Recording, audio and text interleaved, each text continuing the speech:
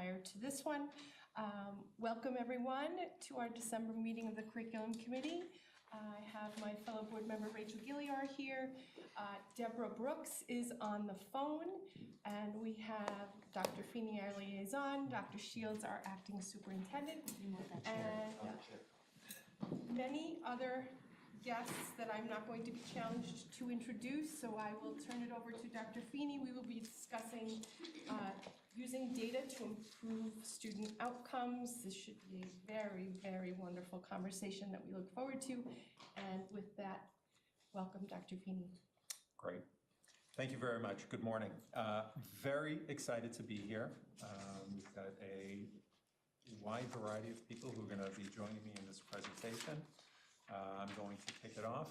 I'm going to turn it over afterwards to Juanita Diaz, who is our Director of Elementary Curriculum, Dr. Eric Mace, our Manor Haven Principal, Ms. Beth Javelin, who is our Weber Principal. We're then going to hear from the high school, including Dr. Katie Baer. We're going to hear from 3 of our department chairs at the high school, Larry Schultz, who's our Chair of Social Studies, Stephanie Mesba, who is our brand new Chair of Special Education, and Eileen Simmons-Mills, who is not even new to these committees because she presented last year with us. So we're excited about this. It's a long presentation, but we're going to go through it quickly, and there's a lot of information. Switch over.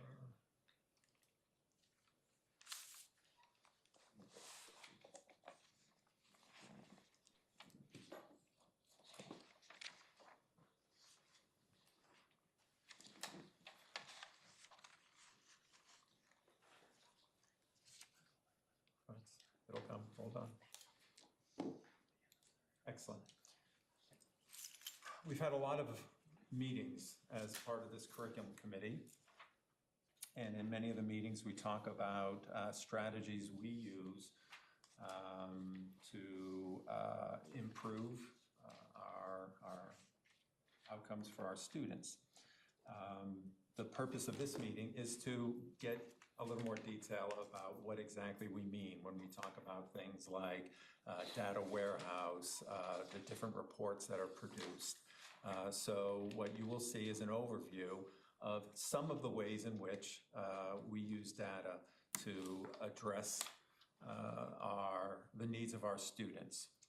A couple quotes just to go by: without data, you're just another person with an opinion. We all have opinions.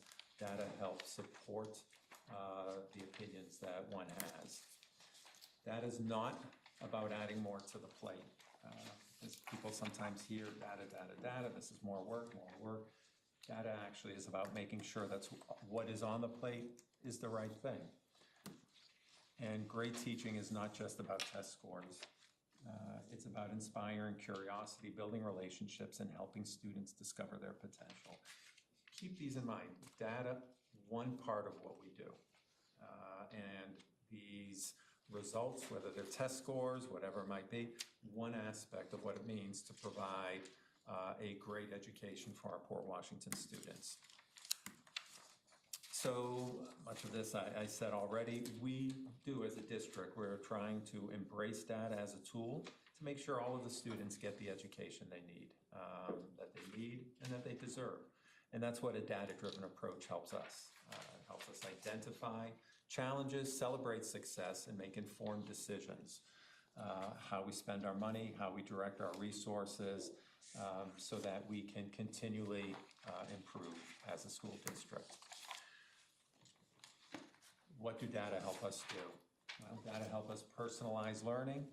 It helps us with early intervention. It helps us with equity and access. It helps us with professional growth. Data helps with community accountability and policy and resource allocation. Knowing how our students are doing, how we're measuring that, helps us know where we might need to drive more resources, whether those resources are fiscal, whether they are human resources, additional support in this area, whatever it might be. A big part of what I've believed in since I've arrived here in Port Washington 3 years ago, 2.5 years ago, is this notion of accountability. these are not our data. These are your data as a community, and we owe it to the community to share. Here's how kids are doing. The good, the bad, and the ugly. And not everything we share is wonderful, right? But that's the accountability piece, and it helps us drive our further decisions, professional development, and as I mentioned, resource allocation. And we do have a commitment. This is part of what I discussed at the beginning of the year, this notion of creating a culture of data where data are, the word data, people aren't afraid of it, they don't shun it, they don't poo-poo it. It's an important part of what we do. Once again, not the only thing, but it's an important part of what we do. So as a district, we have been investing in tools, training, and structures to make data an integral part of our educational system. And by harnessing data, we are building a future where all of our decisions, they continue to be student-centered and evidence-based and outcome-focused. So I want to talk about one tool in particular that's really made a big impact, is our iReady diagnostic screener, as well as the math program. And to do that, we're going to have Ms. Diaz, who's really been the key person overseeing the implementation of iReady for the district. Good morning, everyone. I feel like I don't know which way I'm supposed to be looking, but. They only see the presentation right now. Okay, so I can look this way. Perfect, thank you. Okay, so I am going to just talk a little bit about some of the tools and resources that are associated with not only the diagnostic screener, but also the iReady math program that is shifting a lot of our practices in a very instructionally productive, driven way, and that I do think, and we all think, is going to create even more great things to continue to present. Okay, so the iReady programming is a two-part. We changed from NWEA, which was our previous screener, to the iReady diagnostic screener. And we also implemented the iReady mathematics program after we went through our committee work. So a big thing that is connected to the diagnostic is directly connected to the math, and there is a lot of information that comes out of it, a lot of tools associated with it that teachers can use to better improve student outcomes. So I'm going to go over some of the embedded resources and reporting that is really helping teachers and administrators and everyone in the district really see where our students are in order to push them forward. So one big thing about the diagnostic screener that is instrumental is the fact that it also links to personalized learning pathways, which we'll talk about a little bit later. It enables for progress monitoring, and previously, our previous screener did not have the same capabilities. There are a lot of different assessments, formative assessments as well as summative assessments associated with the screener and math program. Everything is aligned to New York State standards, and there are, again, a lot of supports. And the supports also promote equity so that you can identify students, fill any gaps, and push all students towards improvement and eventual mastery. Can I stop you? Just because I have a feeling this meeting is going to be full of a lot of jargon that I'm concerned the community might have trouble with. Okay. And would be super valuable because there's going to be so much information so you just used formative and summative. Can you help the community understand what that is? So a summative assessment is like the unit assessment. So I teach, I'm just going to give you a blanket number, 6 weeks on some topics around math, and then I give a summative assessment, kind of a big assessment, a unit assessment, to assess whether they've gained all of this information. But your formative assessment those are pieces that you're doing ongoing. It can be exit slips, it can be quizzes weekly. It's the shorter pieces, so to speak. Maybe that's an easy way to say, like those in between things that you do to check for understanding. And then the summative is kind of that end game, so to speak. Like, after we finish the whole piece, what do you know? Okay, I apologize for No, no, no. interrupting. Go ahead. I know, I'm sorry. No, don't be, it's, I You just know, like know, every we don't profession, they typically do that, have right? so much educational jargon. I have a feeling it's gonna be a lot today, so Okay. I just wanted to make sure. I'll try to unjargon. Okay, so the diagnostic screener, it has a different capability than NWEA, and it is called Criterion Reference now. I know I said I was unjargoning. So Criterion Reference Scale Scores. So basically, the layman's term of that is instead of getting a percentile, which I think everyone's very, very familiar with, like your child is on the 50th percentile. In addition to, I shouldn't say instead of, in addition to getting that normative reference, which is the percentile number, you are also getting what they call criterion referenced information. And that's letting you know where your child or where a student is based on grade level standards. So you will know whether or not, maybe this next slide will explain it more. And this is fake data, right? These are not real students in our school. Just put that out there. So if you see here on our left-hand side, you see where it says like mid-3, this is related to grade.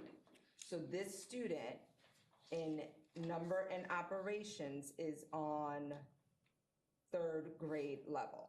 So that's a different piece of information than we would previously receive. We would normally receive a percentile rank, you're in the 50th percentile, and that's it.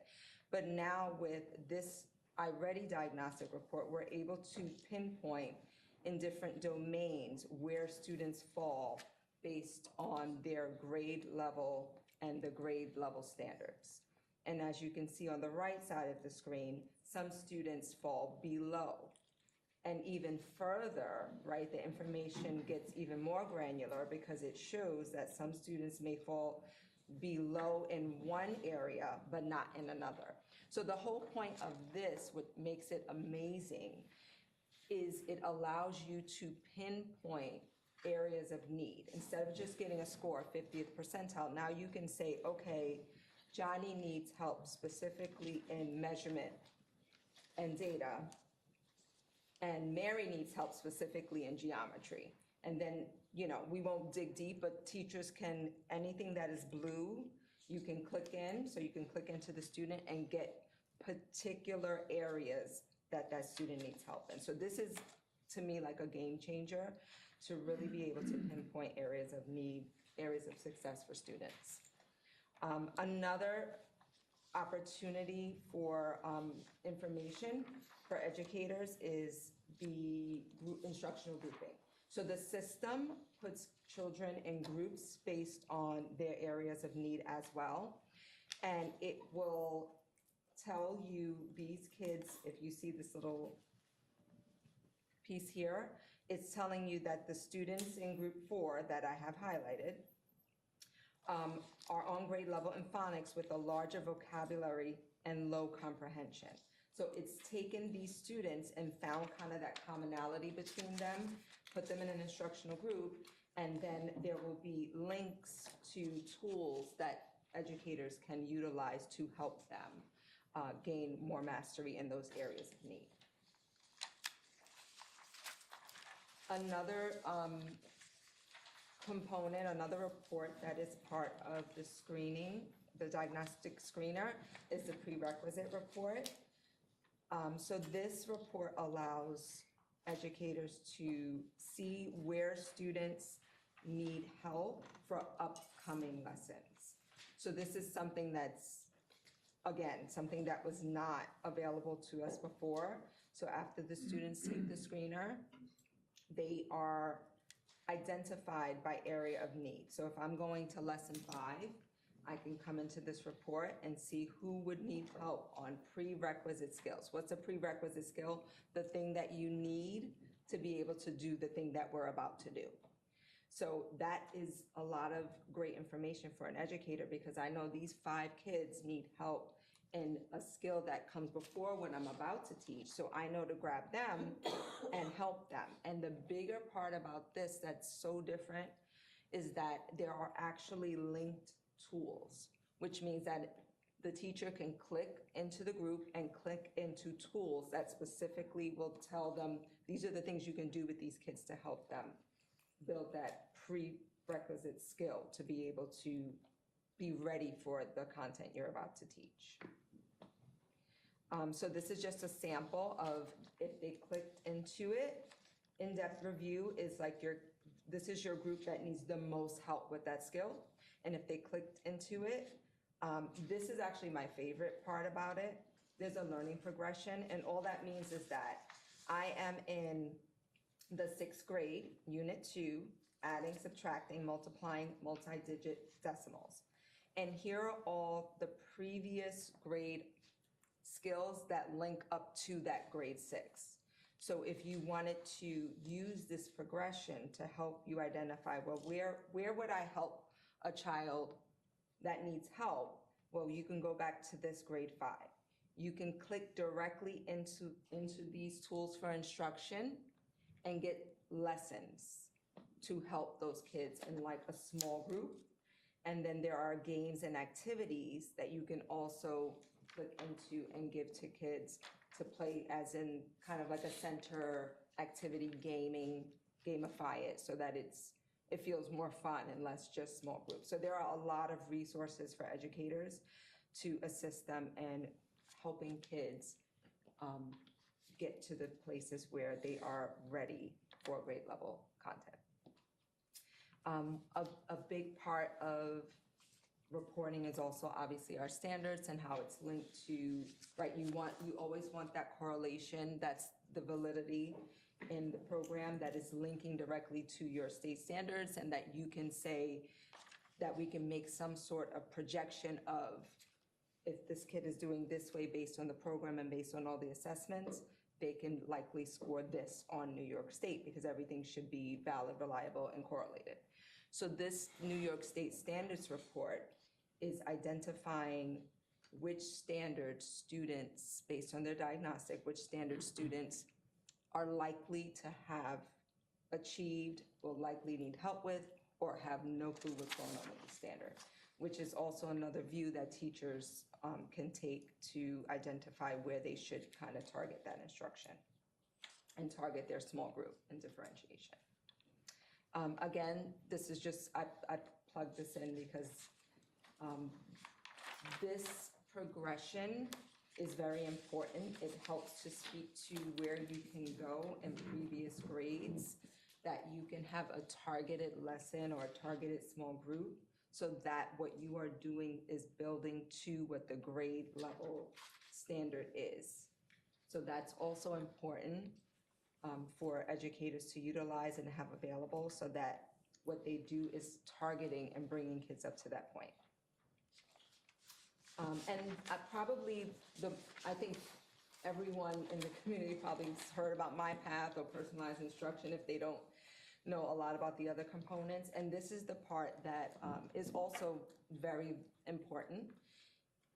If whatever the child demonstrates a need in based on the diagnostic, the system creates a path specifically to that child. And it will present instruction lessons for that child to do on their own device. And it takes them through all areas that they need help with based on their diagnostic. And it starts off at the biggest area of need. So if you had trouble in numbers and operations, that was kind of like your lowest point. It will start off there, and it keeps building you through the grade levels and introduces lessons to work on those skills. And that's personal to you, your device. If you hear kids say, I have to do my Path, that's what they're talking about.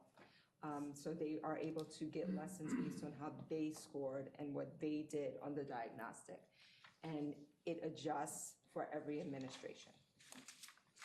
And teachers could assign Yes. specific to students through that as well. Yes, so teachers can assign lessons that are related to content or related to, they can kind of preemptively assign something, like if I know this content is coming up and I want to kind of give you a little bit of a head start, I can assign a lesson. And there's also interactive practice. There are more things, but I didn't think I should add. But yeah, so those are some of the wonderful reports and offerings and things, opportunities for educators to be able to use all of the information from the diagnostic and from what the children are doing to be able to address any areas of need, not only for striving students, but for all students. Thank you so much. All right, so good morning. Today I'll be talking about how we're using data at Manor Haven Elementary School, and it may surprise you in some of the different ways we are using our data to drive student outcomes. So first and foremost, our school breakfast program, maybe not an area you would anticipate us to speak about when we talk about data. However, 32% of our students qualify for free and reduced meals, but last year only 8% of our students took advantage of the breakfast program. We had a very undersubscribed breakfast program, so we really had to dig into why. Because the research clearly shows that when students eat breakfast, they perform better in the classroom, they perform better academically. In identifying why students are not participating, it's because they had to make a choice every day to either go outside and play before school started or to eat breakfast. And I do not know many elementary school children that will choose eating over playing. So we took it up, with support from the business office and food services, we shifted the location of our breakfast program. If you're familiar with the layout of Manor Haven Elementary School, our all-purpose room is right next to our recess field.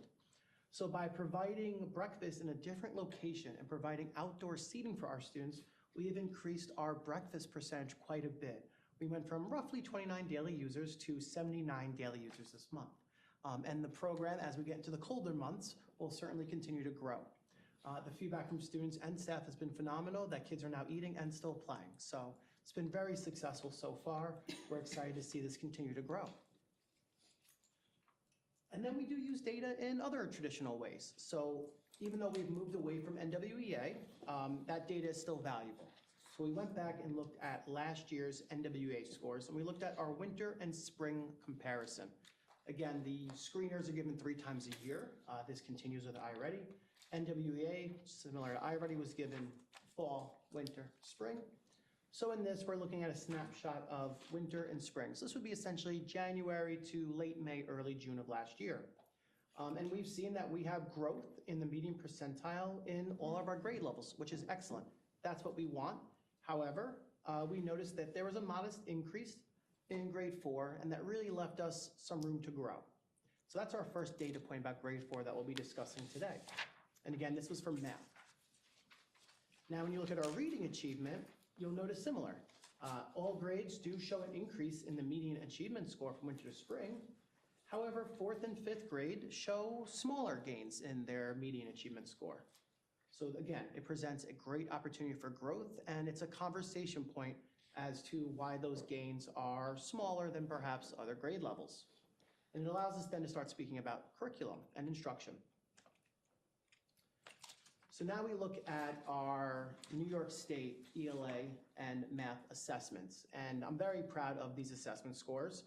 It's important to know that Manor Haven serves a vastly different demographic compared to Nassau County. So for example, Manor Haven has 24% ENL students. Nassau County services on average 9%. We have a 17% students with disabilities, students with IEPs. Nassau County averages 15%. So despite having larger numbers, our grade 3 did outperform Nassau County averages in both ELA and math. That's a huge success. We should celebrate that. Grade 4, however, we identify as an area where there's need for growth. And grade 5 exceeds Nassau County averages in ELA and certainly remains competitive with math. It's not written there, but if you look at science, science was they performed very well. I am sure the science teachers at Weber are super excited about that. So you'll see we certainly have areas for growth in 4th grade, but now don't forget, this is last year's assessment, so those 4th graders are now our 5th graders. So how else are we using data to improve outcomes at Manor Haven Elementary School? So obviously, as a district, we are focusing on math with the iReady program. Math is a K through 6 initiative district-wide. Manor Haven's going a little further, and we're also focusing on ELA, and you'll notice specifically in the upper grade levels. We also, instruction really drives from your master schedule. So we had to use this data to speak about our master schedule, and I was very fortunate to have great training in how to build a master schedule, as well as teacher professional development. You know, what does that look like? And how are we meeting these kids using this data? So a couple of key important shifts in our 24-25 master schedule that we believe will help drive student outcome. We moved to a more consistent block schedule with very explicit dedicated times for ELA or literacy instruction, as well as math instruction. We also, with the support of the curriculum office and the shifts in math, we've moved much more to a push-in services for AIS, special education, and E&L services. Now, why is this important?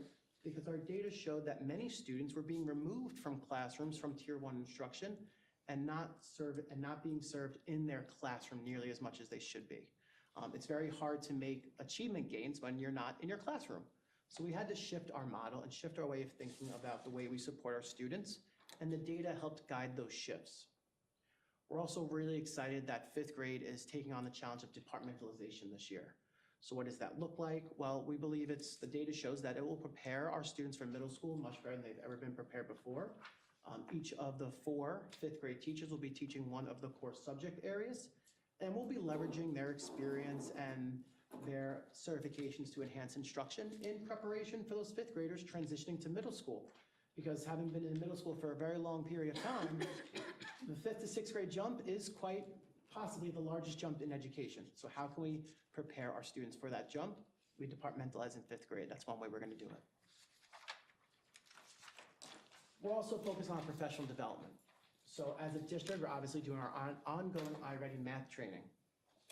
Here shortly, I'll be speaking about the magnetic reading training that we've been taking part of at Manor Haven Elementary School, but also meeting with teachers and going over the Nassau County Instructional Data Warehouse and the WASA reports that I know Schreiber will be speaking in more detail about, as well as training on the universal screener and how we develop those students' My Pathways. So that's a lot of the professional development that's been happening, not just in the district, but really focused in Manor Haven especially. So let's address the literacy challenges. So I showed you just prior, a few slides ago, about some of our literacy challenges in our upper grade levels. And why is that? Well, we do have a high percentage of free and reduced students, families who qualify for free and reduced meals, as well as a high percentage of E&L students. So that data tells us that there's limited access to high quality books, as well as we need additional support for our E&L students and economic barriers within our community. So what are we doing about these data points? Well, this year I'm proud to say that we collaborate with our PTA for different literacy initiatives. Most recently at our book fair, every single child at Manor Haven Elementary School left with 2 books, regardless of the funding their parents provided them with. Every single child in K through 5 left with at least 2 books because we know it's valuable to provide them with those tools at home. We also have applied for several grants this past year, as well as this year. We'll have a United by Books, which was sponsored by the Ed Foundation, and that was a literacy event specifically targeted at our E&L families, hosted by our E&L teachers, that brought parents in and really helped foster that love of reading with families, and we're able to read different books to them. And it's a really great opportunity to connect our community with our E&L teachers. Last but not least, we're also going to be piloting a book vending machine program. Now you're thinking, why a book vending machine? There's a lot of data of other elementary schools who have launched this program, and what it does is it really takes reading from being a chore to really a rewarding experience. And it gives students the opportunity to earn tokens. It's a completely token economy system for various reasons to select their own novel of their choice. And it's a really fun, exciting way for them to pick different books out, again, free of choice to them. So it's all about putting books in their hands. I've had really great partnerships with our literacy director there, Ms. Dr. Borsella, who's been supporting that initiative. And I actually believe the vending machine is supposed to be delivered today any minute. So I know my staff is very excited for that. So those are some of the ways we're addressing our literacy challenges, but that's not all the ways. As you saw, our 4th and 5th grade had lots of opportunities for growth in the literacy area. So based upon this data, based upon data I've shared with you already, 4th and 5th grade teachers chose to pilot the magnetic reading program. Magnetic reading is the second arm of the iReady program. So while iReady is the math program, magnetic reading is the literacy program from the same organization, Curriculum Associates. And why? Well, because we have all those same powerful tools that we have for math, we also have for our literacy instruction. It provides real-time data to identify gaps that allows teachers to tailor their instruction, and it directly correlates to our universal screener, which allows us to enhance our targeted intervention for our students. So if we take a look, similar to what Ms. Diaz had showed you before with the math scores, here's grade 4 Fall's Universal Diagnostic Reading. So as a grade level, 83 students in this grade level, and you'll see a breakdown or a bell curve, if you will, of students who are above grade level, meeting grade level, or below grade level. So this is what our screen would look like in terms of a big picture of the entire grade. Now, as a classroom teacher, we're able to drill that data down much further. So this would now be a classroom. For the sake of this presentation, we're calling it Classroom A, but this is a 4th grade classroom. And this data demonstrates the ability to create flexible groups driven from the data of the universal screener. So for the purpose of this presentation, we're going to focus on group 3. So if you look at the presentation, you'll see there's 5 groups. Group 3 right there in the middle consists of 8 students. Now this is driving my instruction as a classroom teacher. So for the sake of this conversation, let's pretend I'm a 4th grade teacher. If I click on group 3, here's the group 3 analysis. So again, these are just the students in that group. Well, based on the universal screener, it's clear that the students in this group are at grade level in phonics, but they demonstrate a limited vocabulary and low comprehension skills. Now, why is that important? Well, the 4th grade ELA exam has much more advanced vocabulary. The 4th grade ELA exam has more challenging text passages, and it includes a deeper need for comprehension and knowledge and analytical skills. So the 3rd to 4th grade really makes a very big jump in what they're being assessed in. And now we're able to see exactly what standards and what skills our students need additional support in. So this allows our teachers to really drive in their instructional focus based on the data. So now again, if I'm that 4th grade teacher, I click on any one of these targeted areas and I get an entire list of resources to support those students. So you'll see here highlighted in this box, all additional tools for instruction. Clicking on any one of these blue links provides a curated list from lesson plans, scaffolds, instructional videos, and high engagement videos, even learning games designed all to address student needs. Again, this is all purely based on the data provided.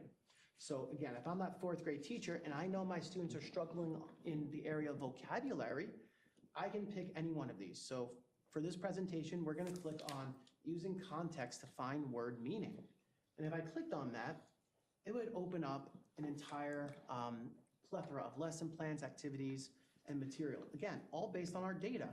So this would be an entire activity or lesson you could use with just those 8 students to really drive that instruction and support them in their greatest area of need. And again, it goes even further. Clicking on the links provides even more information. So key ideas and details. And you see an example of what opens up. I'm comfortable in saying that teachers have never had this many resources available for them, curated to specifically address students based on the data. So in years past, when teachers would have had to create lessons, find different resources from different programs, the magnetic reading program provides it all right there for them, and it's aligned with the student needs based on the data.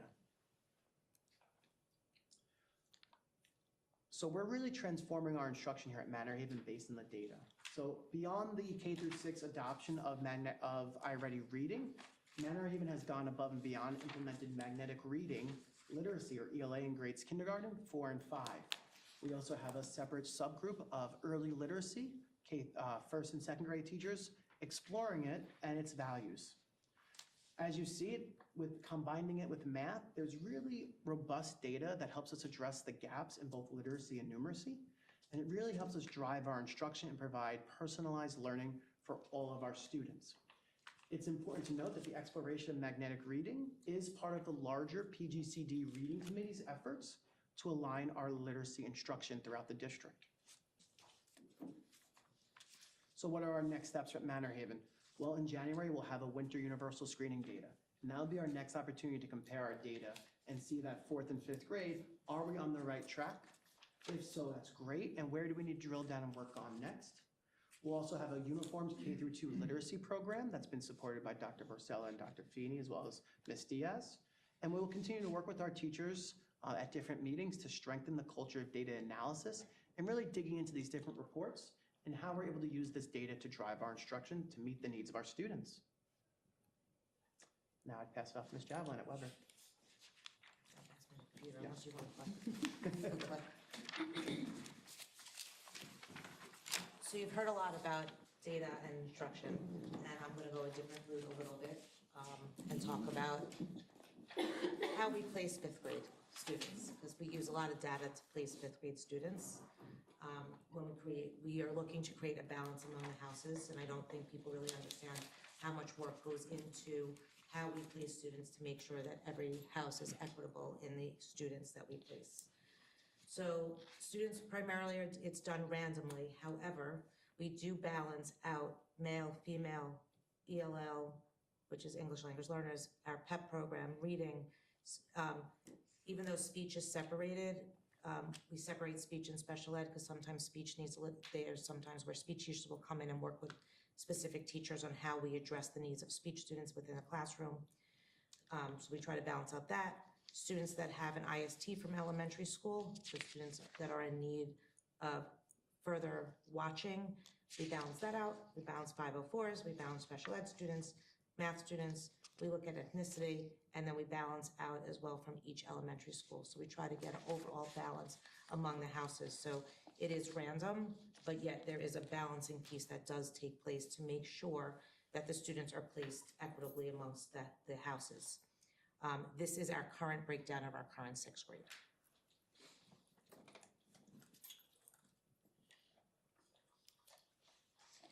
We've also started to look at data through our workshop classes.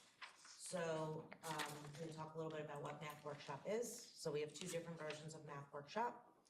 Math Workshop, it provides a review of basic arithmetic skills to address the gap in students' knowledge. So students that are possibly functioning on a lower level, grade level, that require a little more assistance in the work will be put into a Math Workshop class. We work on basic skills, problem solving, it's practice. We use different media, different things than we would use in a classroom, different activities, different worksheets, possibly more games, different software.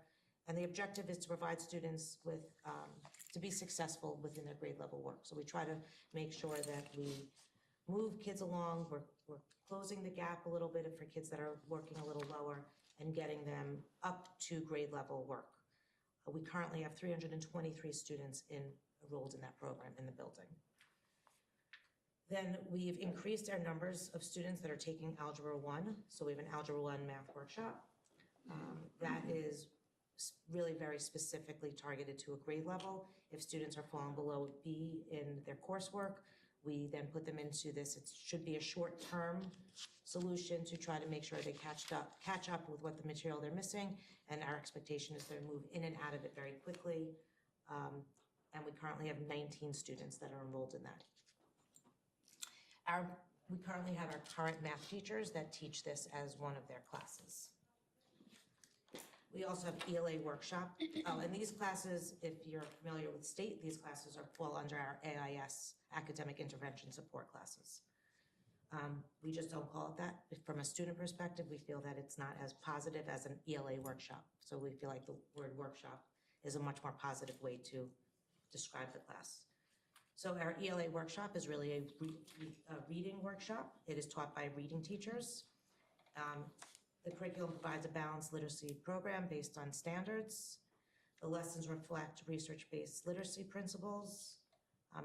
We really try to build on the skills or the weaknesses in the students' reading ability. The skills that we teach are reading, study skills, reading comprehension, word study, writing. So it's a combination of all these different skills to make sure that students are on par with what's going on in the classroom. We have used multiple measures to place students in. In the past, we've used NWAs. Now we use iReady, New York State assessments, which I'm going to go over it shortly. We currently have 268 students enrolled in that program.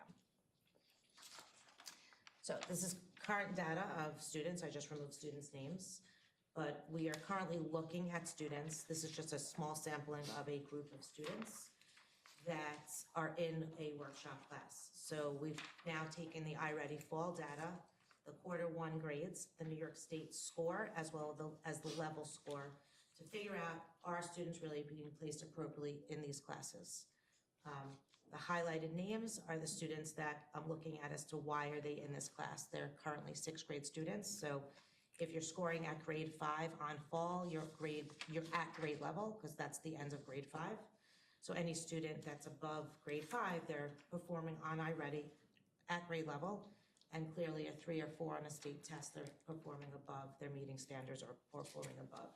So what this did is gave us conversation to have with staff about why they're in there, do they need to be in there, and really reached a lot of conversations about that. So here are some of our challenges. Selecting the students that most benefit from this class. So a lot of times teachers and or parents feel that these classes help support and help increase how they perform in the class. However, if they're performing at a grade 5 level and they're in the class, are they taking away from someone? Like if you look at this class, we have students that are performing at a grade 3 level. So how do you help someone that's really on grade level and someone at a 3rd grade level in the same class when it's supposed to be a support class? Different than a class that, we're still differentiating in both classes, but this should be more targeted. Another challenge that we're having is, which is kind of what I said, how do you address the academic needs of struggling students while supporting the core class? So we try to support reading through the core content. So for example, if we're doing inference and skills in a core class, we try to bring that back in reading. We just try to do it on the grade level that they're reading at. So we'll try to find material, let's say on a 3rd grade level or a 4th grade level to really figure out what the actual issue is and try to help students with that. And then one of our biggest concerns is not letting the workshop classes get too large. So there are times we could have a class size of 3, and there could be times we have a class size of 20. And with a class size of 20, it's very difficult to meet real specific needs of students. The steps that we've taken so far, I said, we've shared this data with the staff. We're in big conversations with staff about the appropriateness of which kids should be in there, which shouldn't. It shouldn't really be a tutoring session, and that's what we're really talking about. It should really be about directing, really about the skills that the students need. We also that's where the purpose of the conversations come, and then we're using real data. And obviously the winter, we haven't had the iReady winter or spring yet, but that will be filled in. And the nice part of this is it will travel with them when they become 7th graders and 8th graders, so we'll end up having a much larger list. So we'll have lots of data from grade levels so we can actually really see how the students are performing over time. Because right now, iReady is a one-shot, this grade 6 iReady was one shot, and the New York State Standards was a one-shot. So we're trying to get a big overall picture of how students are doing. And then the highlighted students have been removed as of Q2. So another way that we use data is student voice. So there's several times where we will ask our students questions about what's going on in the school to understand the pulse of the school. So one of the surveys that we've done was, what are we seeing in the school? And after we got the feedback from the students and we heard some of the bullying concerns that we were hearing, all the administrators went into every English and social studies classroom and we did direct instruction about the highest level of words that they were using, and we did a whole education about where the words came from, what the words meant, and why it was a mean thing and why we shouldn't be using it against other people.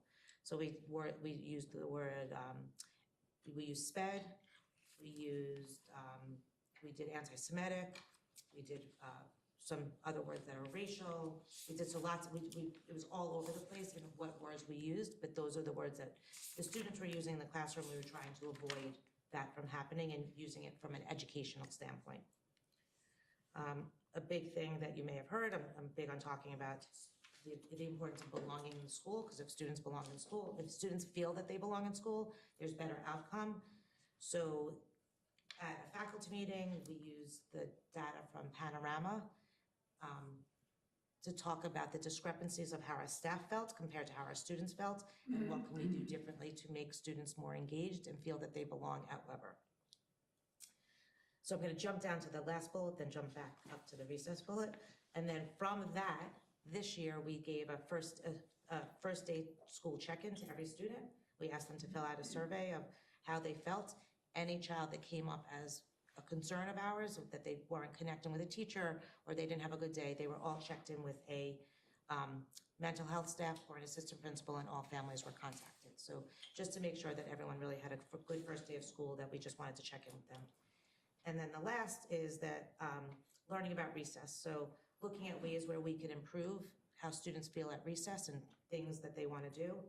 I went in thinking that they would want hopscotch boards and things like that, because we do, 6th grade is elementary, and when I go to the elementary schools, I love seeing, you know, the hopscotch boards. They wanted nothing to do with hopscotch and nothing to do with 4 squares.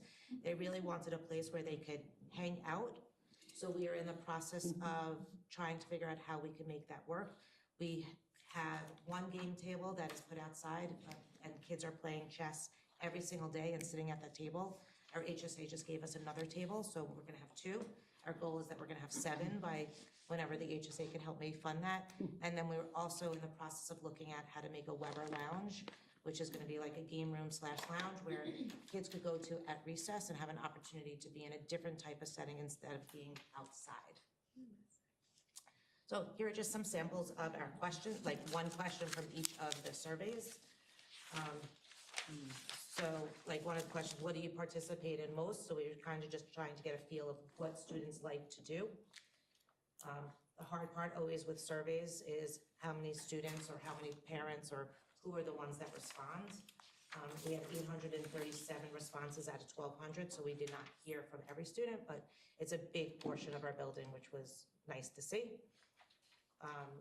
The one, what can you do to create a more positive Weber environment? That was from the survey that came out of, so we took their results and we put it into this was part of our PowerPoint when we went into the classrooms to talk about. Here's from the belonging one. How would you feel, how strong do you feel like you belong in the school community? So it just gave us some information how students were feeling. And then the one over here was asking them to rate, this was the first day of school, to rate how their day was. So getting student feedback is really important to us, and we are making decisions based on how students are reporting to us.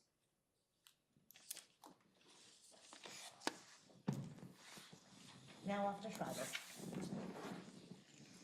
Good morning, everyone. So you have certainly seen data from the high school, whether you're looking at the Board of Education meeting and from November, or some of the slides that I had shared in our end of year report. So we thought that we would take the opportunity to kind of drill down in how we're using data in individual departments. So you can see how our chair people are really working with the teachers to address individual needs. So today we'll focus on Regents exams, which are still exit exams for the high school required for graduation, AP exams, which are that higher level of exam required for any students who are in an AP course, and really how we're analyzing, evaluating, creating baselines, and using strategies. So first up, we have Ms. Mills with our English department. Okay, hello everyone. So I will spend a little time today sharing how we've been using data to drive improvements within the English department. And as Dr. Baer said, I'll start with the English Regents. So as you know, this is a comprehensive assessment that students take at the end of their junior year. And our students have historically performed very well on this exam. But after conducting a deep dive into our data, we discovered something surprising. And that was that our students were actually, despite their solid grades, underperforming on part 3, which is the text analysis on the English Regents. And we took this really seriously because they were doing well on the test and underperforming on part 3. So maybe perhaps overperforming on parts 1 and 2, but more importantly, underperforming in relation to their neighbors in the rest of the county. And so that was shocking for us to learn, and something that we knew that we need to address immediately. So we took it seriously, and I brought in Fred Cohen from BOCES, who conducted a staff development with us after school, where we analyzed the data in relation to how we were performing across the county and how we were performing at our school. We had a lot of discussion about our grading practices and our instructional practices, which then led to me discovering a course at BOCES, which was called Revisiting Our Grading of the English Regents. So I attended that and I workshopped it with the department. It was actually really a nice refresher for all of us. After that, I worked with the English teachers in the department, particularly the 11th grade teachers. And what we discovered is, funny the things that you talk about in these scenarios, but we never called our Regents tasks. We sort of just masked them because they're always connected to the literature that we're teaching. And so I said, what if we unmasked them? What if we said, okay, while you're writing a literary analysis paragraph on The Great Gatsby, why don't we also call it a Regents task? I don't know where we got in the habit of not calling it that, but for many years, we never used the word Regents. And so now we've integrated that word a lot, and I think kids really respond to it. They want to do well on the test. It sort of allows them to understand why we've been asking them to participate in this literary analysis response since freshman year. And so it's something that we really drilled down. So we were shocked to learn that our students were underperforming. So we spent a lot of time last spring working on that, and I'm going to show you where the origin story for this came. If you look at the final slide, where's your boxes going? There you go. You'll see that the red is Schreiber students, right? So we were doing really well and above the region in almost every area except for that part 3, where we were getting to a place where we were going to be below the rest of the region.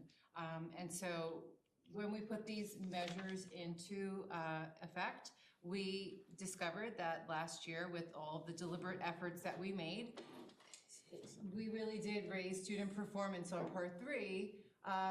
More important for us is their performance in part 3 now more closely aligns with their performance on parts 1 and 2.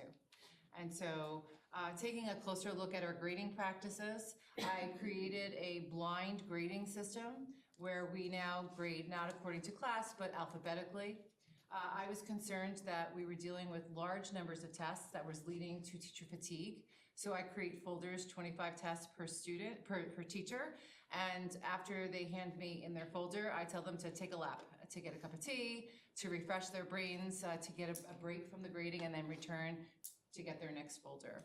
And I think, the moral of the story is some small changes and very deliberate changes can lead to these better results. So if you take a look at how we did last year, with the targeted increases, we were able to raise proficiency and mastery rates at Schreiber in a way where that we outpaced both the county and the state. And so the efforts really paid off. I think the kids were also really proud of the work that they did on this exam. Just before moving over to AP and connected to the Regents, so I'll move back. We had 13 students fail the English Regents last June. And so hitting the ground in September, we made sure that all 13 of these students were receiving extra AIS support, either through English, through the ENL department, and even through our Twilight program. And so they've all been receiving additional supports from the beginning of the school year, getting ready to take the test in January. And we're hoping that they will be successful. The other thing that we need to address about the Regents before I forget is this year, we're going to have the AP language students sit for the Regents exam in January. We've never done this before. But in conversations about the Regents, we discovered that the January Regents exam tends to be a little bit more difficult than the June one. Not a lot, but slightly more difficult. And we feel that it's better suited for our AP language students. And so we're going to roll that out this year for the first time, where they'll sit for this test, which will then free up their minds and focus to prepare better for the AP language exam in May. So we're hoping that that goes well for them. And so the change that we made in AP Language and Composition was probably the biggest change that I've made in the department since my tenure as chairperson. You may remember, those of you who've been around a while, that our AP Language model was a workshop model for many years. That was the origin of our program. We limited it to 60 students. We had tremendous success with these 60 students. Kids took this class for elective credit, and they took their regular 11th grade English class alongside this. But the limitations of that model really did not align with the open enrollment philosophy at Schreiber. And each year that passed, we discovered that we had more and more students who were looking for opportunities to engage in that productive struggle. The AP Language class is a difficult course, but they wanted it, and it got to a place where it was clear to us that we needed to open it up. And so we changed the model of the course, and we are now offering AP Language as a 4x6 regular level English class. And so if you take a look at when we started this in 2022, 2023, we moved from the traditional model where 60 students would take it. In our first year, we had 90 students participate in the AP Language class. Last year, we had 130. And this year, we have 140, which is maybe not as a cause of celebration as it for you guys as it is for us. You have to remember that last year was the bubble year of students, so that 130 versus 140 is quite significant. There are about 50 more juniors last year than 50 This year. fewer juniors this year. So and that's current enrollment as of today. We have discovered some things from this, and two things really stand out in our minds about this change. The first one is that despite significantly larger classes, student performance has stayed strong. We're still performing well on this exam, and our scores didn't drop dramatically or noticeably at all. Our students are truly rising to the challenge of this course and doing so successfully. And the second thing that we discovered, having really embraced the workshop model and had a lot of success with it, it was a big change for our teachers to move to this model. But I think that they've kind of adopted in a more meaningful way what growth mindset means, and that they're discovering that they can accommodate more students and we can get to a place of success with larger cohorts of students in this program. And I would be remiss if I didn't point out how much they have put into revisioning this course. It used to just be writing, it now includes literature. They really collaborate very closely together on all of their tasks, and they have really worked really hard to make sure that our kids could be successful in this different model. So we're happy with our scores. This is something that will look foreign to you, but looks really common to our teachers. When they get their scores every year, they get their planning report.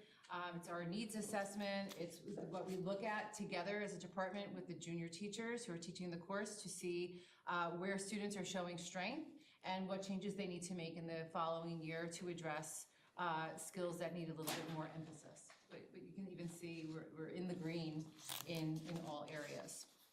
So performing really well. And that is basically all for me right now. We'll get back to an update on the Writing Center after Mr. Schultz has an opportunity to discuss social studies. Absolutely. Skip a couple of slides ahead if you don't mind. Okay. Hi, everybody. I'm Mr. Schultz with Social Studies. And we also use data here, as is the theme of why we're here. And when I became chair, the tradition in the program has always been AP European History was the 10th grade course that was there. But we noticed there was a high attrition rate. It's a challenging course. It's a very traditional kind of history course, unlike maybe what the kids are more used to today. And as a result, we were noticing rates of, sometimes 15, 20% drops or higher. And we realized that was a potential stumbling block for their later goals of retaining AP credit going forward. So after conducting some research with local schools that I spoke to and taking some time with my department, we came to the idea of bringing in AP World History, which is a little bit more of a broader course and it provides another avenue and opportunity for our 10th grade students. Most of the schools I spoke to the general consensus was, just so you know, once you bring in world, Euro's gonna die a natural death. Was a little stubborn, and I remained steadfast, and I'm ultimately very happy that I did. I wanted to keep Euro, but also offer World, so that there's two avenues. For students who are true kind of students of history or have that kind of more mindset, they have the opportunity for AP Euro. And students who are just looking to challenge themselves in an AP class had the option of AP World. So we're facing, challenges with scheduling, which could be problematic, especially when you have a block schedule. Move one piece and it's Jenga and everything falls to pieces. And we didn't want anyone to feel like in their first attempt in AP that they were, a failure, they shouldn't go forward. So bringing in AP World gave them this extra option. I'm very proud to report that Euro has not died in our school. We have 5 sections of AP World and 3 sections of AP Euro, significantly increasing our enrollment in AP in 10th grade as a whole. And I feel like everybody wins as a result, which is something I'm very proud of. It took a little time, I had to discuss with my department, with administration, and the College Board did not help because when we were first ready to bring it in, they changed the assessment. So I held it off for a year because it was, it would be crazy. So I'm ready for the next year. The second year, they cut off the first 8,000 years of history in the program. Can't make that up. So I held off another year. Finally, we brought it in, and it's been here now this is now its 5th year, and I'm very happy to report that our numbers are very high, and our attrition rate has declined significantly in all avenues. And we have 3 healthy sections of Euro to boot, which I think is really exciting. In addition, and I think these are also kind of intimately related, AP US history is a great avenue for students to enter in. A lot of students know US history. They're comfortable with the material, yet the subscription rate was not as high as we would have liked. And we don't want anyone to miss out on the opportunity to take an AP class while they're here and get that credit. And by increasing and keeping the rate in 10th grade, the ripple effect is more students now feel comfortable in 11th grade to try it. And as you can see, these are our number increases in recent years because of largely the AP Euro world effect. We went from 186 to 236. We are significantly over 200 as well. Okay, and if you look at the passing rates, 74%, even up to 92%. So the productive struggle, as we call it, has paid off for us in our program. Pass it back to Ms. Mills. No, actually. No, we're gonna just hop back to, Gotcha. yes. Me? Okay. So if we just take a look back here, so all of the gains that we've been talking about, really that targeted focus on how we could help our last year's juniors, you see how that writing, cross-cutting skills, being able to really utilize the information that's available, you can see that here we have the gap report, very similar to what you saw for English, also for social studies. This would be US history, the same juniors. We are seeing, while we were above the region, you see that there were gains year over year. So it shows that it's not just focused support in one area stays there. You can see that it's helping students in all areas. So when you look at how the humanities work together, these are places that we can really compound the skill improvements over multiple ways. Should I? Okay. So the last time I was here, we talked about how we were integrating AI in our English classroom. So we felt that it might be good for a quick follow-up on that today. We are still always focused on supporting authentic and focused writing outcomes for our students. And this year, we, under the leadership of Dr. Sarah Brock, who just took over the Writing Center, she has made some changes to the center that has increased productivity and student engagement with our Writing Center. Again, a simple change. She has created what we are just calling booking calendars. It doesn't look that much different than if you're making a booking with OpenTable or getting your hair done. And so it's a very simple platform for our kids, and they can book a time with either Dr. Brock or one of the peer responders any day. And so students are doing this, and we're finding that they are more committed to the work that they're doing in the Writing Center because they have an appointment. And coming in with the appointment allows them to have that 15, 20 minutes of focused attention just on their paper. We are still inviting walk-ins, but we're finding more and more the kids are saying, you need an appointment. You should have an appointment. And so our participation in the Writing Center is just over 300 students to date this school year, which is a significant increase over previous years. So that is really working. She's really focused on supporting English classes. We're very connected to her. Sarah Bach is an English teacher, but we reach the broader population in our school. She starts in September with evaluating college essays. Right now, she's working a lot on scholarship applications. And so kids throughout the school are using the Writing Center, and it's really becoming that hub of, let me process my writing. And we feel like it is a nice answer to, let me just put it into ChatGPT. And so actually, Dr. Brock attended the NCTE conference this past November in Massachusetts, and her main focus was AI in writing centers, AI through the workshop model. And she actually discovered a book by Ernest Morel, who's currently Director of Literacy at University of Notre Dame, but he used to be president of NCTE. It's not published yet, but he gave us a little window into some of the work that he's doing that we've just inspired a new philosophy of communicating with students about how we integrate chat or any AI platform into their writing. And it's pretty simple. And I feel like I shared it with my college-age kids. I think it's a really novel and clear approach. So it's simple. Think first. Brainstorm, get through your ideas, get your thoughts on the paper. Struggle second. That's the part they hate, right? How am I going to say this more clearly? How come I can't get what's in my head onto the paper?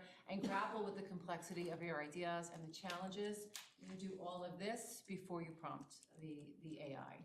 So craft specific prompts based on what you've produced in your writing and based on your thinking and the struggles you're having with your thinking.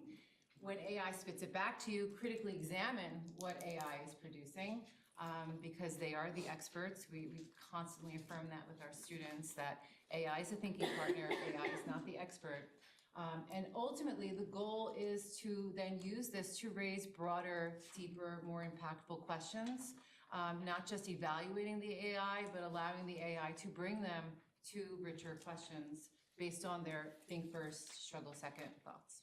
So that's, we're really looking forward to his book coming out because it is completely focused on AI use with the workshop model and how we can sustain both. Okay. Hi, I'm Stephanie Mesba. I'm the Special Education Department Chair at Schreiber, and my department is unique in that we support our classified students in all subject areas to make sure that they receive their graduation requirements.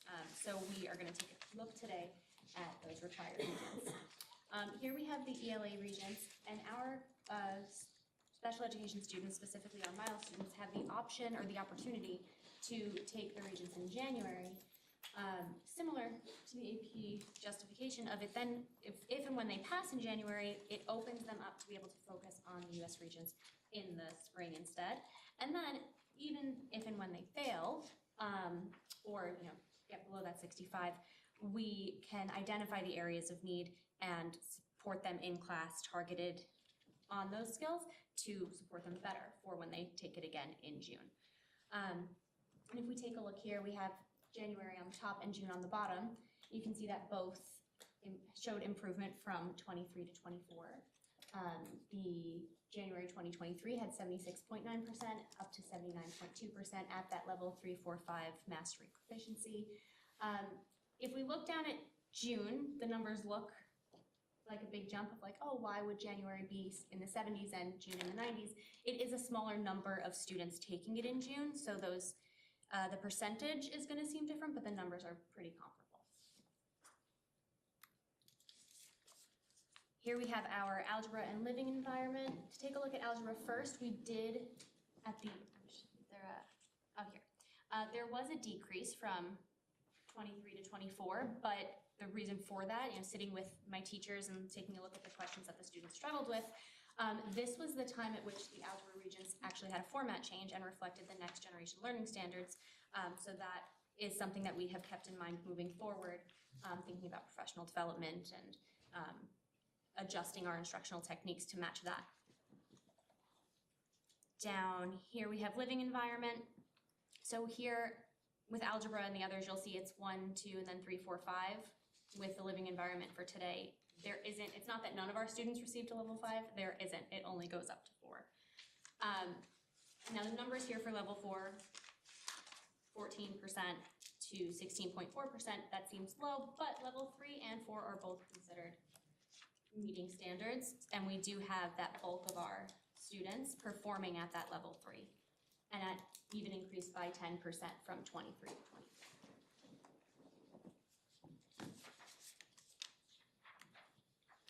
Looking at our social studies regions, our global on the top and US history on the bottom. Global did undergo a decrease from 23 to 24, and then when meeting with teachers, taking a look at the WASA that we'll look at in a second, and kind of comparing it to that individual cohort of students. Obviously, year to year, you want to see improvement, but you have to remember the students taking those tests year to year are not the same. So this particular cohort had different needs, but moving forward, we did provide them tutoring in-class supports that we'll talk about in a little bit to make sure that anybody, these ones here, these 5 who maybe, well, 11 who didn't pass the first time were supported and they did move on to pass that second time. But if we look here, this is like a point of pride for my department specifically. There was a jump from 23 to 24, and in 2024, 100% of our special education students who took that exam received a passing score of 3 in level 3, 4, or 5. So I'm very, very proud of that. I mentioned before the WASA, which is a wrong answer summary analysis, and this is exceptionally helpful, I'm sure in all departments, but specifically for our special education students. We can see not only the standards that the students are struggling with, the exact question to determine, is it a vocabulary, is it similar to questions on previous years of other tests, and then you can even see how our students are performing compared to the region. And we use this overall data, I have notes here, I'm sorry, to create patterns and then to determine supports, appropriate supports. And if we take a look, for example, this is for the English regions. Here question, this question here, right in the center, 3, fantastic. The standard in the scale is language to determine or clarify the meaning of unknown and multiple meaning words and phrases based on grades 11 and 12 reading and content. And we can see it was kind of a wide array here. The other questions are a pretty similar split where it's between 1 or 2 answers. This one we really want to focus on because this shows us there was a pretty significant misconception among all the students because there was no, half of them, 58% getting it right. It was pretty spread out. If I can jump in for a second, Yeah. Same with the other reports that you saw, the blue text that's underlined, you can actually click on the question number so you can go directly to the exam, see what the distractor answers were, so you can identify, like Stephanie said, if there's a full spread, it would indicate to us students were kind of guessing at what the responses were, as opposed to when you just see one other, like question number 1, that response 3 was a significant distractor for the students. Beyond that, you can actually click on the number. So under the responses, the number sign, that links to this actual students. So you can see if there is a pattern of an individual child who's having really a misconception underneath that skill tested. So you can drill down to this really at a micro level to make sure we're addressing individual needs. And to also add on, we don't have it there, but this is another example of a report that's available through the Instructional Data Warehouse, the Nassau BOCES Data Warehouse, which has been mentioned countless times in different presentations. And you can sort this by skill tested, by the question number, by how you compare to the region. So there are a number of ways that you can look at these data. As Dr. Baer mentioned, when you click on this number, seeing the students' names is especially helpful because then you can see if that particular student is struggling with the same skill or a cross-content area to then determine how you're going to group in classes to support them. After taking a look at the WASAs for all of those required regions that we talked about, 3 specific skills were kind of overarching for the majority of our students. Literacy skills, which we know our students with disabilities struggle with, executive functioning, specifically referring back to text, which several of the questions on regions ask you to do, and those higher order thinking skills of analysis and synthesis. So where do we go from here and what do we do with that information? We start in the classroom because that is where we have the most face time with these students. We use the questions that we identify as particular areas of struggle as on practice exams or within classroom instruction to provide targeted review of the identified skills. And then in there, as mentioned, grouping students according to their particular areas of need to provide either small group or one-to-one instruction to review those concepts ahead of the test or ahead of their second attempt, if needed. If we are seeing that students still continue to struggle, we then think outside of the classroom, tutoring and remediation. Schreiber is lucky enough that we have student tutoring as well as resources such as the Writing Center to support students outside of class. And then we think, particularly with those literacy skills, if we know that our students are being tested on grade 11 and 12 level reading, are these students at reading level or before? In elementary and middle school, that's tested consistently. At the high school, at the moment, it's really not. We go off of those formative assessments, but consideration of formal assessment moving forward could be something that we look at. And then just to kind of think even beyond that, making sure that the programs we have are supportive enough, the program resources that we have are appropriate, and providing that professional development for teachers, specifically on the next generation learning standards and differentiation strategies, because those are what we have established from the data are areas of need.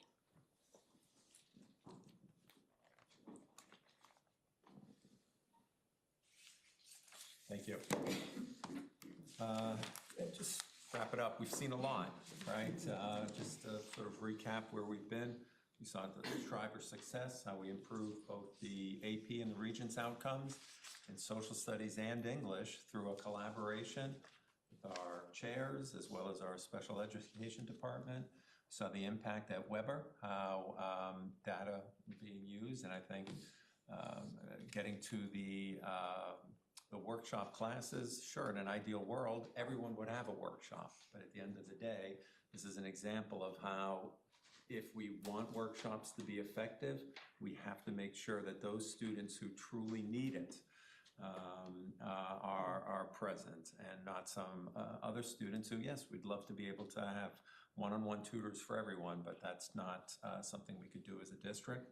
At Manor Haven, different ways data are being used with that instructional focus in the 4th grade to drive improvements. Ms. Diaz, that iReady implementation and the importance that iReady has been to provide a level of data that we have not been able to really connect to our curriculum. We had a lot of data with our NWEA Universal Screener, but it didn't connect so easily. If we wanted it connected to the curriculum, to the standards, teachers needed to do a lot of extra steps. It is far more accessible and easy to do, and this is what we want. We want this to be easier for teachers to do. As a district, as I said back in September, this is one of our commitments, to use data for continuous improvement and to use it to invest in data literacy tools and training. I am so grateful for my colleagues who are here, but I want to point out that I could have just as easily had 7 other different colleagues. So we are using this district-wide, and I'm grateful they took the time to come here and present, but this is what's happening in all of our schools. So these are just some of the ways we use data in the district. I want to point out SUSA's had a very exciting program. They're using this DataWise professional development in partnership with Nassau BOCES. We've got a team of teachers working with Ms. Sheehan to do deep dive into areas of strengths and weaknesses. That's a sort of this data literacy that they're developing. And this is ongoing work. And I just go back to some of my first presentations to this committee. It's about that greater transparency, and this is the foundation of it. Here are your data, and our responsibility, continue to share that and use the data to help our students. This is not the only thing that matters in educating our students. And I firmly believe that from an instructional point of view, we have good instruction, we have good curriculum, the tests will take care of themselves.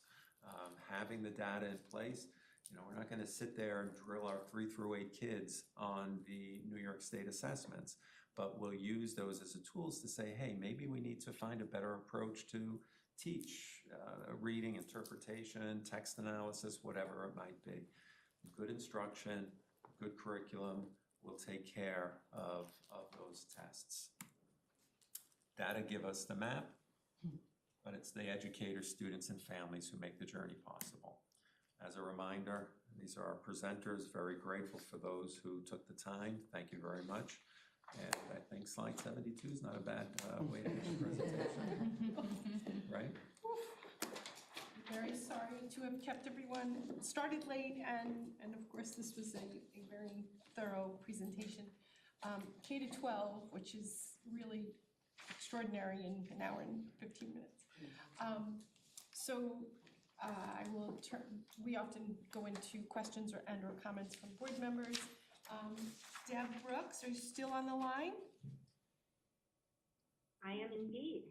Okay, I turn to you if you have any questions or comments. I have just a few because I know there are community members there who would like to ask questions. So thank you very much for this very comprehensive data-driven conversation. Kids are relying on data, but I always am interested in the human aspect of teaching. And so on slide 19, I'm just going to go in order of the slide deck. And I guess in all of these, when the discussion turns to personalized instruction, I get ready. What I was thinking is that the student does this work independently on their device. I'm wondering if that's an accurate understanding, and if it is, at what point is there teacher involvement with the student as opposed to the student just doing his or her own thing on their device and then getting a prompt that says great and moving along? Okay, so my path is not, so it's not the core lesson, is probably the best way to say it. Meaning that the teacher is doing a full-on math lesson related to a particular topic skill. And then my path is utilized, it could be utilized as part of their at-home work. They can go home and do 15, 20 minutes of math. It can be utilized as part of a group work rotation after the complete lesson is done. So just to clarify, it's not that kids are on my path as the regular lesson. It is an add-on as homework, or it can be part of a station rotation during small group work after the lesson is completed. Okay, thank you for that clarification. Yes. Okay. Okay, on slide 26, I just want to say thank you for the push-ins. Pull out, always did a school to segregate students as opposed to keeping them integrated within the classroom. So I just wanted to say that. That seems something a little bit new. On slide 8, when we're talking about, I know that you Manor Haven, I'm just going to ask about Manor Haven. Sure. The book vending machine pilot program, are there ever students, I don't know how the tokens are earned, I don't know if I missed that part, but is there ever students who don't earn tokens or some that earn more than others? Especially in an academic environment where we want students to feel empowered to excel and learn, is there ever an issue with students who haven't gotten a token? How does that work? Yeah, so we're just starting it. So the tokens, the machine should actually be arriving any moment. I'm actually waiting for my head custodian to let me know that he's very unhappy with me to bring that 500-pound machine into the building. But I did work with my compact committee made up of community members, parents, and teachers, obviously, to determine the best way to allocate these tokens with the guiding vision of every kid needs to get a book. And right now, the way we're going to be starting, many schools tie it into their PBIS programs, right? They tie it into positive behavior. Right now, because we're just starting it in the middle of the year, to hit the ground running, one of the things Matter Haven does is every student gets the opportunity to say the Pledge of Allegiance in the morning and do the morning announcements. Every time they come to the main office to do the morning announcements, they'll leave with a token and an opportunity to choose their own book. So that's the way we're initially going to roll it out to make sure we hit every single student between now and June. It will be a heavy lift, 502 students, but we're confident we'll be able to accomplish that. And if a student's absent that day, you know, the week their teacher's assigned to it, they usually do roll over to the next day. So that's how we're going to launch it, and we're going to gain a lot of buy-in and interest, and we believe it's going to make kids really excited to read. Okay, thank you. Very welcome. On slide 30, I don't know if I missed it. It's the grade 4 fall universal. Correct. Is this our actual grade 4? Is That- this the product of our actual students? Yes, that is correct. That is our actual living data. If I pulled it up right now, it's exactly what it would look like for grade 4. And so In math, where- I'm sorry, to be more, I'm sorry, in reading, to be more specific. Just at Manor Haven, not district-wide. Okay, am I reading correctly that 43% of the students were below grade level, was one grade level below, not really the 3 grade levels below, but? Okay, so just to explain the looking at the report, during the fall administration of the diagnostic, they are to be ready for the grade that they just entered. They can be in the yellow. So it appears like that they're a grade level below, but technically, they haven't actually received any instruction in 4th grade material to be on 4th grade level. And like, it's a little weird and nuanced in that way, but when you see the yellow, it doesn't necessarily indicate that they're like a grade below, because technically they had just entered in September into 4th grade, so they don't have 4th grade content. Now, there are a few kids who could be in the green. As you can see, they have some content in the grade, which would indicate they have a little bit of a higher level. But it is fine to be in the yellow because they haven't received instruction in 4th grade material yet. Right, it's fine to be in the yellow on that first assessment Only after fall, a 2-month summer break. Right. We would not want to see that much yellow in the January or June administrations of these diagnostics. So the fall, it's fine. And it would be similar to, Beth, what you showed with the workshop model. Correct. Okay, so they're being assessed on stuff really they haven't been taught yet. Well, so it's an adaptive test, so theoretically, they're being tested to determine exactly where they are individually. Because it's adaptive, you will have students that are demonstrating an understanding of 4th grade. You'll have students, as different slides show, on 2nd grade, 3rd grade, in different designations and even different domains. So it's not necessarily that they're being tested on things they haven't learned. They're being tested to identify exactly and pinpoint where they are so that the teacher can use it to push and to fill gaps. Okay. And I'm speeding along because I don't want to hold up others. I have two more things. One is another, thank you. On slide 58 about the emerging philosophy of AI, I just wanted to say, it seems to me, from everything I've heard over the past couple of years, that we are trying to get the curve. We are trying to tame the beast so that the beast doesn't tame us with respect to AI. And if my sense of that is accurate, I just want to say thank you to the people in the district who are making that happen, because I don't see AI going away, and I think it's vitally important that we teach students, and our grown-ups, but mostly our students, how to be ethical digital users of this new technology. So I just want to say thank you. And then my final question is on slide 59, on the AP attrition rate, specifically with respect to, I think, AP Bureau.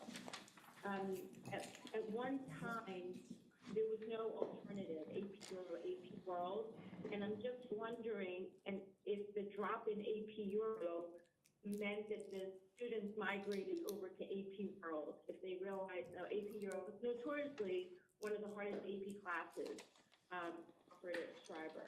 And I'm wondering if when those students dropped AP Euro for Kinesis instead of Mississippi, if they were either encouraged to migrate or knew to migrate over to AP World. So they don't go from AP, we don't have lateral moves from AP Euro to World.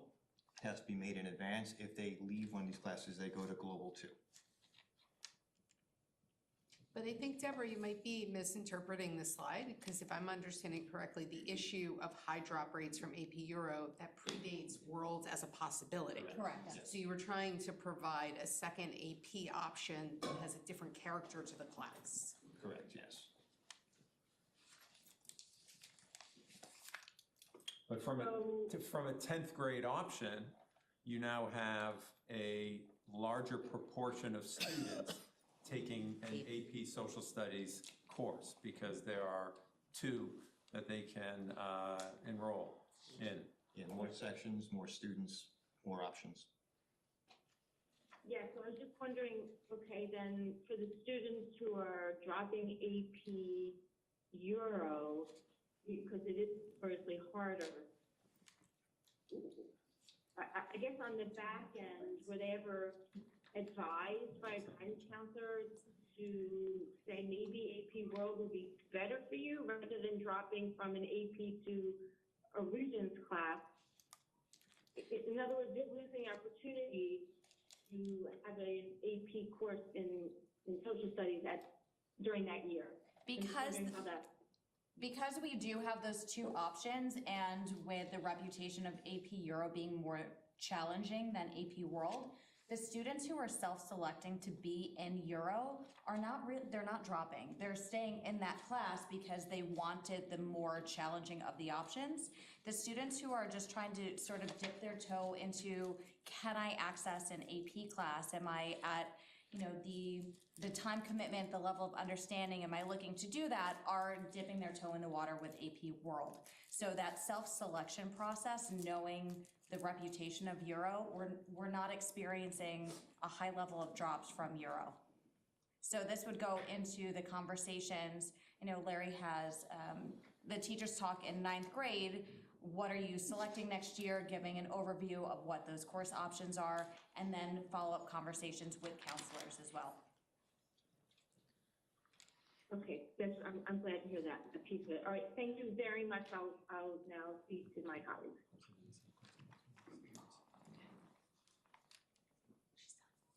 Oh, thank you, Deb. Sorry, we're having a sidebar. Questions? So many questions, but we don't have enough time for all of my questions.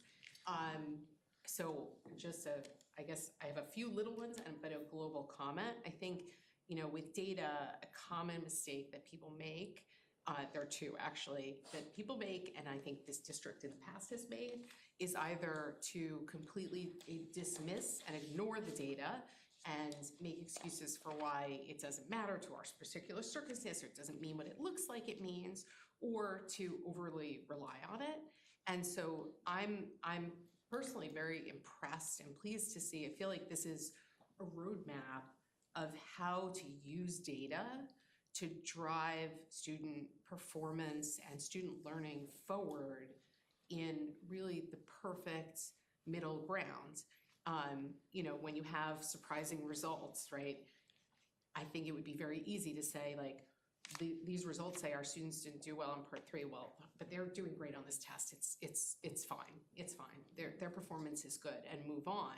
But really taking a deep dive on it makes sense. Being able to analyze how students are performing, but really still treating them as individuals, seems amazing to me. And so the 72 slides to me feels a little bit like one of those coffee table books that's like a history of the world, right? And so you get one sentence that's the very tip of the iceberg on a million pieces of it moving forward, but this seems like the story of a slow, methodical pushing forward of an entire school district in concert to make every single student excel to whatever what that means to them, right? To whatever point they can reach.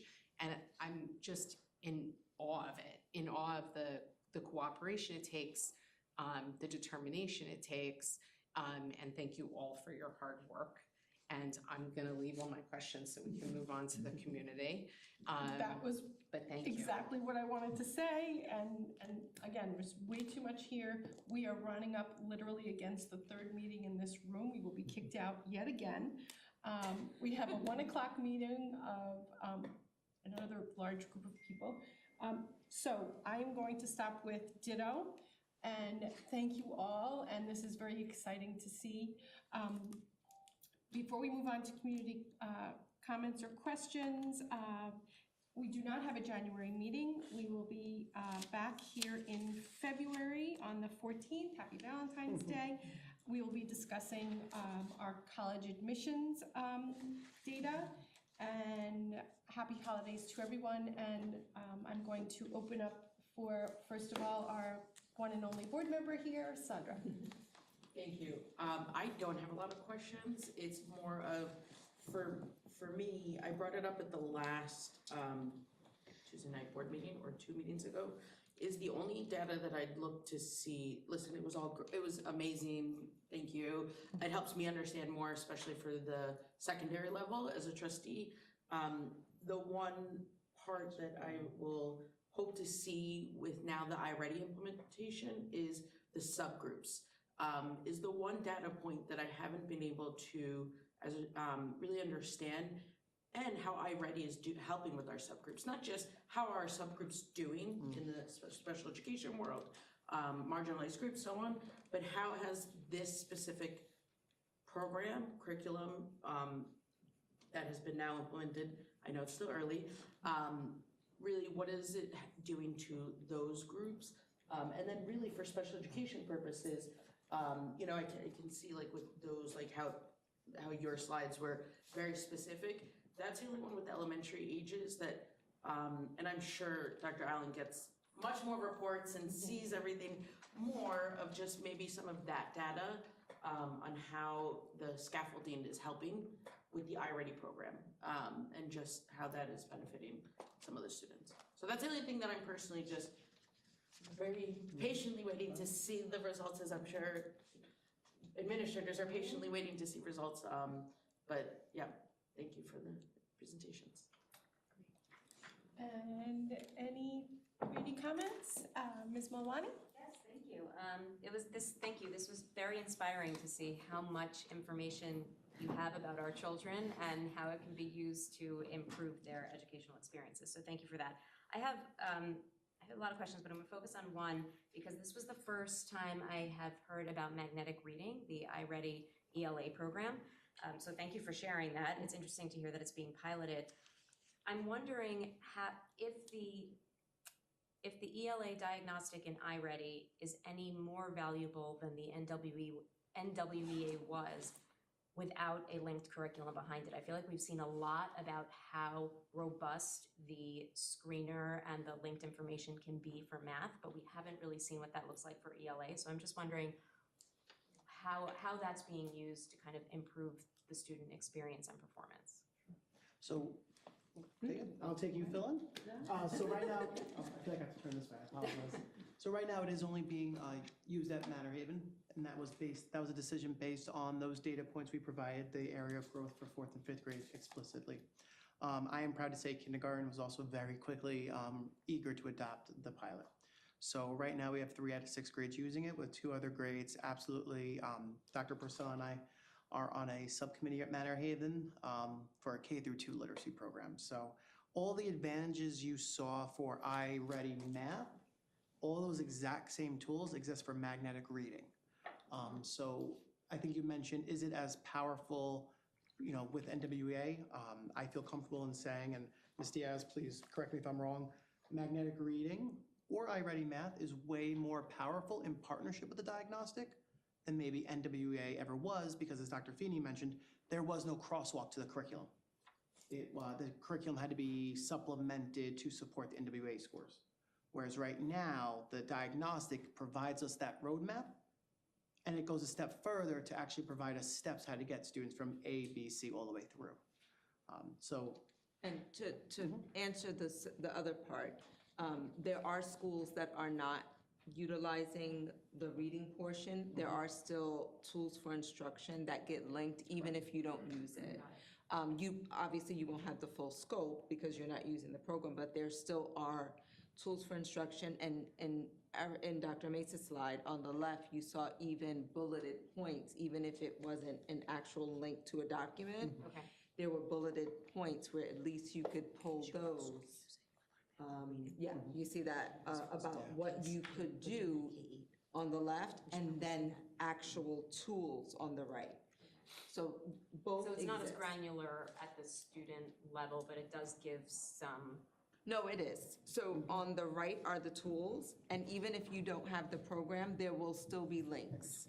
There are just more links and more tools if you use their program. Got it.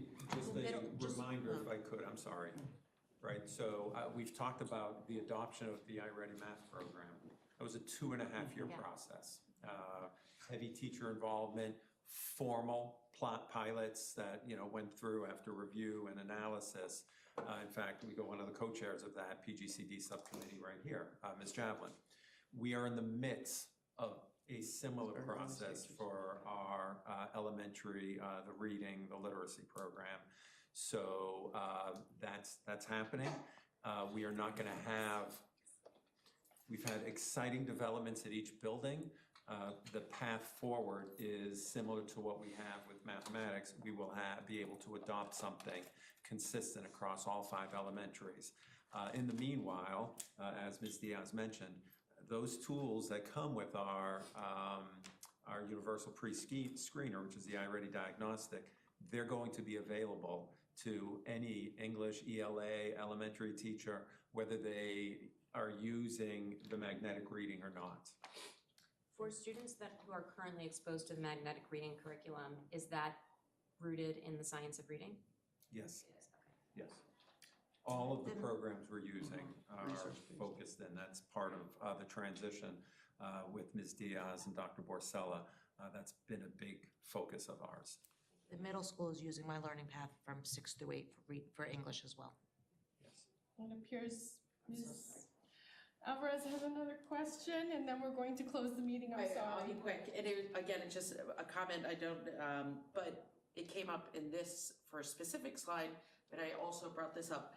Last board Tuesday night meeting was who is not participating on whatever it is that the data is looking at. So for the student voice for Weber, I think you said 800 of 1,200. So for me, just looking at who's not participating. We didn't collect names. And Some of them we yeah. did, some surveys we did, so like how was your first day of school, that we did. I mean, that was an email that was sent home to every family as well. So parents got it as well as students getting it, so that we'd have to dig deeper. I did not I wrote, how would you even know? So not every survey do we ask for identifiable. Yeah.